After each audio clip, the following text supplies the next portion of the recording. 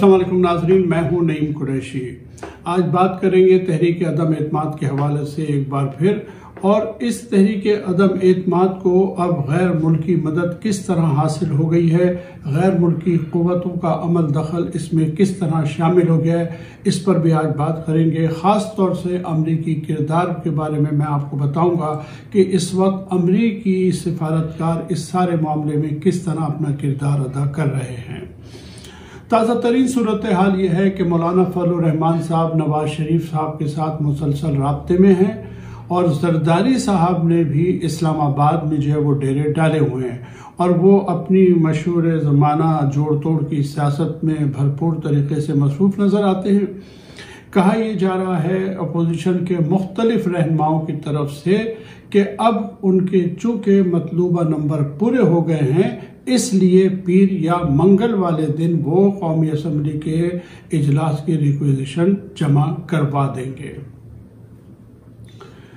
दूसरी तरफ वज़ीर आज़म इमरान खान जो हैं वो भी अपने अरकान असम्बली से मुलाकातें कर रहे हैं, अपने सियासी इत्तेहादियों से भी मुलाकातें कर रहे हैं, और इस सिलसिले में जल्द ही वो कराची में होंगे, जहां वो MKM के और GDA के रहनुमाओं से मुलाकात करेंगे।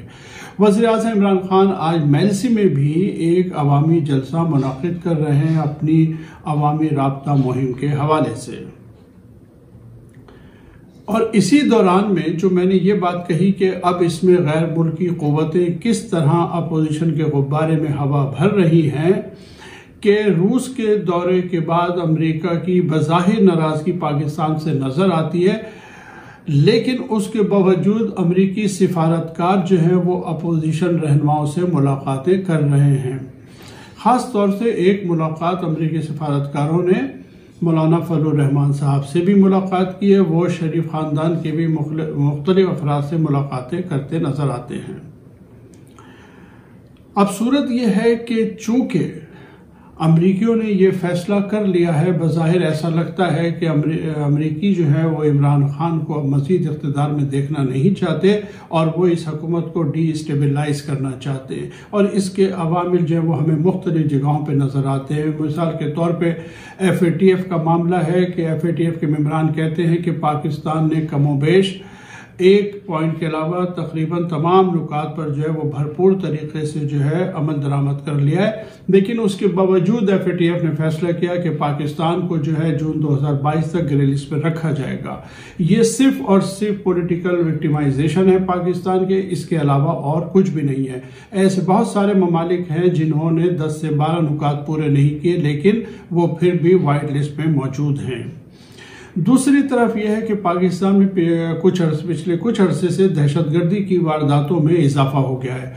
ये इजाफा जो है बिला जवाज नहीं है।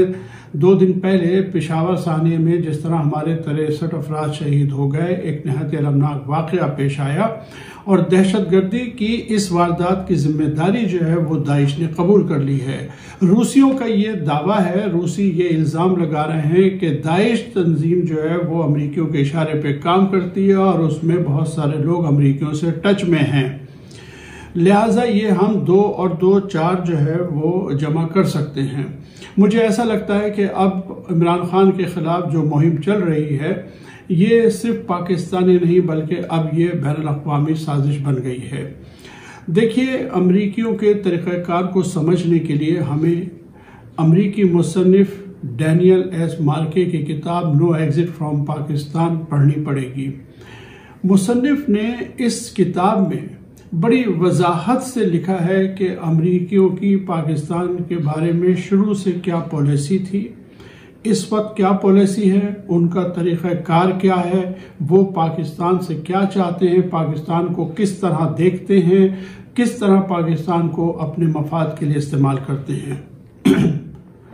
उनका कहना है, वो अपनी किताब में लिखता है कि चूंकि पाकिस्तान का मिसाइल और न्यूक्लियर प्रोग्राम जो है बहुत बड़ा और बहुत वसी है, और उस प्रोग्राम पे निगाह रखने के लिए बहुत ज़रूरी है कि अमेरिका पाकिस्तान को इंगेज रखे और पाकिस्तान के साथ अपने ताल्लुक़ को मेंटेन करे। माफ़ कीजिएगा।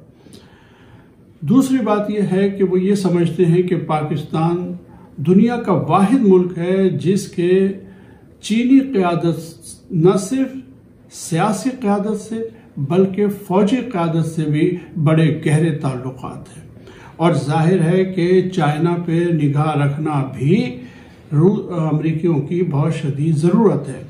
इसलिए भी वो चाहते हैं कि पाकिस्तान के साथ जो है वो इंगेज रहा जाए, लेकिन साथ साथ वो ये भी चाहते हैं कि पाकिस्तान को इस्तेमाल करने के लिए ज़रूरी यह है कि पाकिस्तान जो है कभी भी एक खुद मुख्तार मुल्क ना बन सके, कि पाकिस्तान कभी भी तरक्की ना कर सके, कभी भी अपने पाँव पे खड़ा ना हो सके।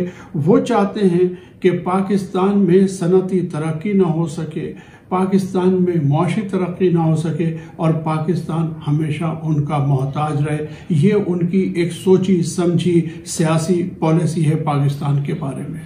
ये आप या मैं, कोई और नहीं कहता, ये एक अमरीकी मुसन्निफ अपनी किताब नो एग्जिट फ्रॉम पाकिस्तान में कहता है। इन अहदाफ को पूरा करने के लिए जाहिर है कि अमरीकियों की हमेशा ये ख्वाहिश रही कि पाकिस्तान में ऐसे हुक्मरान रहें जो हमेशा उनके हाँ में हाँ मिलाएं, और हमारी तारीख इस बात की गवाह है। लेकिन फिर अचानक इमरान खान जो है वो इख्तिदार में आ गए, और इमरान खान ने पहली मर्तबा अफगान पॉलिसी के हवाले से न सिर्फ अमरीकियों से इख्तलाफ किया बल्कि अमरीकियों पे खुल के तनकीद भी की। फिर डू मोर से नो मोर का मामला आ गया।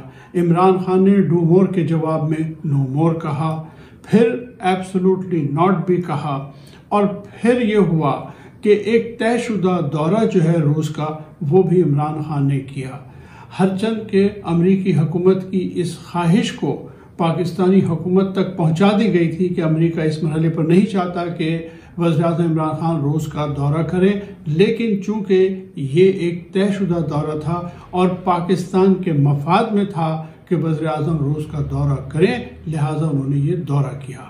अब जाहिर है कि इन तमाम चीज़ों की जो है वो इमरान खान को सज़ा देनी है, लिहाजा इस वक्त अमरीकी और बरतानवी सिफारतकार जो है वो अपोजिशन के गुब्बारे में हवा भरने की पूरी कोशिश कर रहे हैं। अगर आपको याद हो तो मैंने पहले भी एक वीडियो में ये कहा था कि अमरीकी जो हैं वो वज़ीर-ए-आज़म इमरान खान के खून के प्यासे हैं, और ये जिस तरह इन्होंने जुल्फ़िकार अली भुट्टो के साथ किया, ये पूरी कोशिश करेंगे कि इमरान खान के साथ भी वही किया जाए। बदकिस्मती ये है कि जिन्होंने जुल्फ़िकार अली भुट्टो को फांसी लगवाई, आज भुट्टो साहब का नवासा उन्हीं के हम नकाब होकर, उन्हीं के साथ कदम पर कदम चलकर इस मुल्क के एक जुर्रतमंद वज़ीर-ए-आज़म को निकालने की कोशिश कर रहा है। नाज़रीन, आज तक के लिए इतना ही। अगली वीडियो तक के लिए इजाज़त दीजिए। अल्लाह हाफ़िज़।